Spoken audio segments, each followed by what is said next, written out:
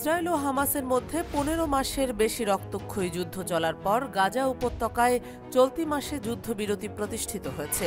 গাজার উত্তরে ফিরতে শুরু করেছেন বাসিন্দারা। তবে সাজানো গুছানো গাজা আর নেই, আছে শুধু ধ্বংসস্তূপ। তবুও যুদ্ধ বন্ধের পরপরই নিজ ভূমিতে ছুটে এসেছেন দুর্দশাগ্রস্ত বাস্তুচ্যুত ফিলিস্তিনিরা। ফিরেই নিজের মিশ্র অনুভূতি প্রকাশ করেছেন অনেকেই। তাদের মধ্যে একজন ৪৪ বছর বয়সী সাবরাইন জানুন। গাজার উত্তরাঞ্চলে একসময়ের প্রাকৃতিক সৌন্দর্যে ভরা এলাকায় নিজ বাড়িতে ফেরার পর তার আবেগ অনুভূতি ছিল মিশ্র প্রকৃতির। এই নারী সংবাদ মাধ্যম বিবিসিকে তার অনুভূতি প্রকাশ করতে গিয়ে বলছিলেন, আমরা আবার আমাদের পরিবার ও স্বজনদের দেখতে পেয়ে খুশি, কিন্তু সেই সঙ্গে কান্না আসছে বিধ্বস্ত বাড়িঘর ধ্বংসস্তূপ দেখে।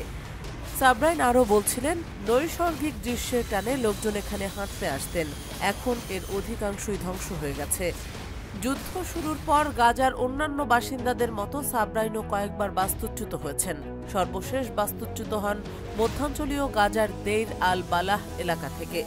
যুদ্ধবিরতি প্রতিষ্ঠার পর রবিবার সকালে বাস্তুচ্যুত ফিলিস্তিনিদের উত্তর গাজায় ফিরতে উপত্যকার উপকূলীয় সড়ক আল রশিদ স্ট্রিট খুলে দেয় ইসরায়েলি কর্তৃপক্ষ।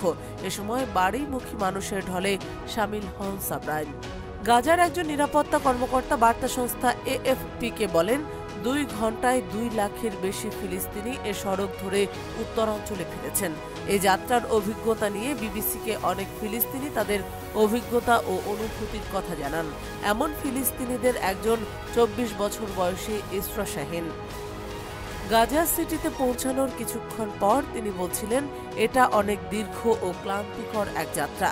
ইসরা বলছিলেন, মাঝপথ পর্যন্ত লোকজন আনন্দেই ছিল, তারা গাইছিল ও সেরকমই কিছু করছিল, কিন্তু বাড়ি পৌঁছাতে যত সময় লাগছিল ততই তারা হতাশ হচ্ছিল। শেষমেশ আমরা যখন গাজায় স্বাগতম লেখা এক প্রতীকের কাছে পৌঁছালাম, তখন ফিলিস্তিনি পতাকা হাতে বহু মানুষ আবার আনন্দে আত্মহারা হয়ে পড়ে। অনেকে আবার ভিন্ন পথে গাড়িতে করে গাজার উত্তরে রওনা করেন। এছাড়া ২৪ বছর বয়সী আরেক ফিলিস্তিনি ওয়াফা হাসুনা বলেছেন, উত্তর গাজা অভিমুখী সড়কটিতে তখন হাজার হাজার মানুষ, গোটা সড়ক জুড়ে শুধু তারা। আমরা খুব আনন্দে ছিলাম, তবে মনে মনে আমি কষ্ট পাচ্ছিলাম, কারণ আমি জানি আমি গাজা সিটিতে পৌঁছাবো ঠিকই, কিন্তু আমার বাড়িটা সেখানে আর নেই।